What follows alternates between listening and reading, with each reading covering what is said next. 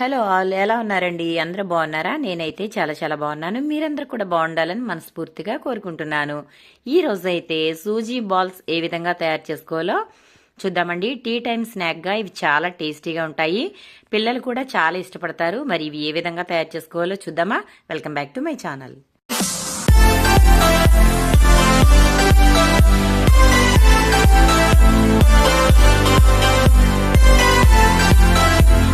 ముందుగా నేను ఇక్కడ 1 కప్పు బొంబాయి రవ్వ అయితే తీసుకుంటున్నానండి. ముందుగానే 1 కప్పుతో అయితే కొలిచి ఈ విధంగా అయితే పెట్టుకున్నాను. ఆ తర్వాత స్టవ్ అయితే వెలిగించుకుని బాండి పెట్టేసుకోవాలి. ఆ తర్వాత ఇందులో వాటర్ వేసుకుందాము.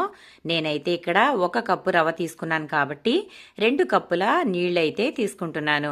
ఇప్పుడు ఈ వాటర్ని ఇందులో వేసుకుని కొంచెం ఇవి వాటర్ అయితే బాయిల్ అవ్వనివ్వాలండి. ఆ తర్వాత పచ్చిమిర్చి ముక్కలు, అలాగే కొంచెం కొత్తిమీర, అలాగే చిల్లీ ఫ్లేక్స్ అండి,